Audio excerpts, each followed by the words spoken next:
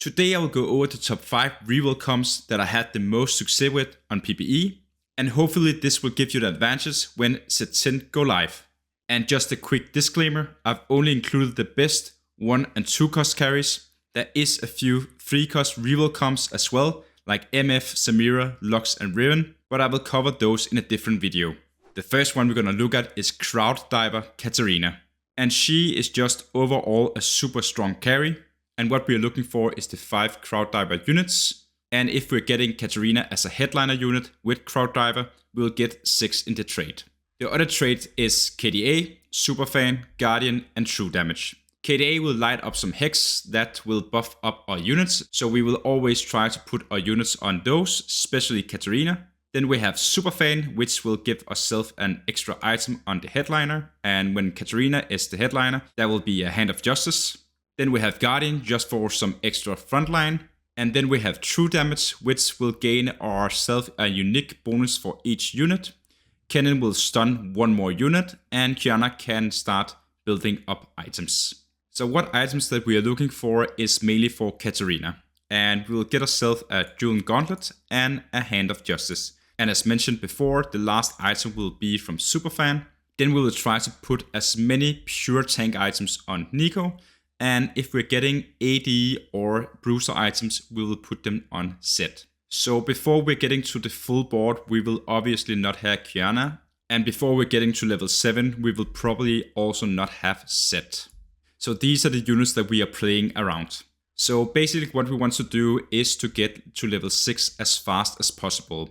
And we could do that by a lose streak. And then when we go to level 5, we can try to do a few rolls to see if we can find Katarina as a headliner. At level 5, we have 70% chance of finding a headliner that is a 2 cost unit. As soon as we get that, we will put items on the headliner unit and put it in. After finding the headliner, our focus will be to get to level 6. And here we will try to 3-starring Katarina. As you can see, there is 6 units in, so this will be the board that you're looking for at level 6. When we are level 5 and before hitting level 6, we will just try to get as many of these traits active. Every time you have a component or an item that can be used, which is not building Dual Gauntlet or Hand of Justice, we will just slam the items and see if we can build tank items for Nico. And after getting her to 3-star, we will just go up in levels, hit level 8 and play the full board. Should we get to level 9, we can just put in some of the best units that we can find. An easy pickup will be something like a Zac for CC. We could also put in something like Thresh for CC. We could also put in something like Blitzcrank for more frontline. So just whatever you find that gives us more CC or more frontline. Katarina is a range in this set, and that means you will put her in the second row. You could also argue that Kennen should go in the front line just because he is a Guardian and will have some tankiness, but also think about that his spell is stunning and we do like CC, so definitely consider putting him in the second row with Katarina. Next up we have Guardian with Jinx as our carry, and Jinx is a 1-cost unit, and that means we will go for a classic reroll comp. What we want to do is to go for 5 lose streak early in the game and try to pick up as many of Jinx units as we can. We are also looking for a Vi to 3-star, so we're going to pick all the Vi's up as well, and the same goes for Pantheon. Other units that we're looking for is Kennen and Taric early in the game, and before we're getting to the late game, we are not going to play these 3 units. So this is what we are looking for in the early game. The easiest way to do this is to go for a 5 lose streak and gain as much gold as possible. This will also mean that we are getting low in health, and from here we just want to reroll or refresh our shop every time we're getting above 50 gold. As soon as we're getting Jinx to 3-star, we could consider go up in levels. Are we close to hitting Vi or Pantheon? We could also consider getting those as well, but else just get up in levels and try to 3-starring them later in the game. When we are losing a lot, we get low in health, and that means we will be the first one to pick on the carousel as well. And that means we have an easier time to get the items that we need on Jinx. We are looking for a Rage Blade plus 2 items. One of the items you could consider getting is a Last Whisper, since it does Sunder and that reduces armor. So one thing you have to remember about Last Whisper is that it does the same thing as Vi. So if Vi is not a 3-star and you don't have items on her, she's probably gonna die a bit faster, so that's a good idea to build Last Whisper. If not, if Vi is super tanky and having a lot of items, you can consider building something else than Last Whisper, but in most cases, it's probably a good idea to build it. The last item will just be a straight up damage item, and that could be something like a Giant Slayer, it could also be something like Deathblade, and when you start going up in levels, you will just start adding in more of the other Guardian units. Try to put Fresh somewhere in the middle. Doing to Fresh have a huge AoE stun, and that means his job is to stun units. What you want to be aware of is that you are putting your most tanky units out in the side, and your units that makes CC like Kennen and Fresh is more in the middle. And that is due to that people tends to put their carries in the corners. And cornered units will always attack the units that's sitting in the side. So if the other players are playing a Taric, for example, Jinx will attack this unit and not this unit. So when the other team have a strong carry on the other side, they will attack the units out in the side. So always be aware of that. If they are putting their units on the second one, they're usually attacking the second one, and so on. So by default, put a strong tanky units in the side. There is also an alternative to this variation where you are having Jinx as a punk, and that is if you're getting him as a rapid fire headliner unit. And if you do so, this will be the situation that you are in. So here we are again building up the punk, but in this time we need to have Twitch in as well, and that will be our secondary carry. So you are building up the same way, but now you're not just gonna go up in levels as soon as you hit Jinx. You will try to get Jinx, and when you get to level 6, you will start rerolling again. And that is for Pantheon and Twitch. Do we have a chance to get Vi to 3-star as well? We will go for that. What you also will notice is that we're having 5 of the rapid fire units. And what we can do is that before we are getting Caitlyn in, because we are rerolling a lot in this comp, since we need so many units to 3-star, is that we have 4 in rapid fire with this buff from the headliner. And from here, we will just try to get up in levels. And at some point, we can try to consider going up for 6 in this trade. And that is by putting in Caitlyn. And in the late game, we will try to put in something like Lucian. But before we're finding those units, we will just try to have a little bit more frontline. And again, Zac is a good option. So is Blitz. But if you are new to the set or haven't played on PvE, you could always just think that Zac is a great unit to put in, since he is giving a lot of stun. And a lot of stun is more time for our carries to scale up and do damage. Next up, we have Annie as a Spellweaver.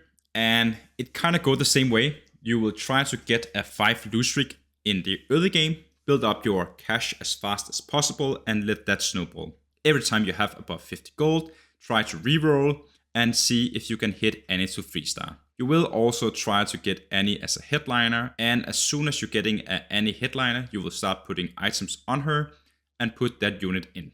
If you're making the mistake and getting an Annie to 2-star before you're getting the headliner and start putting items on it, then you are in a bit awkward position because you have a headliner unit without items and you have an Annie 2-star with items. And the only real option you have is to sell that unit, but you don't want to lose 3 Annie units. So try to avoid putting items on Annie before you're finding the headliner unit. And instead try to play something else like Nami, for example. And as soon as you are finding the headliner unit, put that in and move the items over. So what else we should be aware of is that the emo have been nerfed a little bit, but it's still super good if you can get 6 in the trade. So are we finding an emblem? We could consider going for more of those if Annie is a headliner unit with emo. If not, this emblem doesn't really care. So by default, we want to have the Spellweaver. And that just means when we are building up after finding Annie to 3-star, we will just add in more of the other units, trying to get to 4 emos. And that will be that we don't have Poppy in the start. And we will also try to play around the Spellweaver. And when we get to level 9, if we can get there, we will try to add 1 more unit so we can get 1 more trait active in the Spellweaver. Tank items will go on Amumu. And if we can have an anti-magic resist, we will put it on Echo. You could also consider building a static shift on Lulu, but be aware of putting her next to Annie so she is attacking the same units as Annie. If we're getting similar items as Annie items, we will put it on Mix. So next up we have Jax Reroll. And Jax is one of these EDM units, which is a really interesting trait, but we'll get back to that in a bit. So the main thing is that we are trying to get to level 6 as fast as possible and see if we can find ourselves a Jax headliner.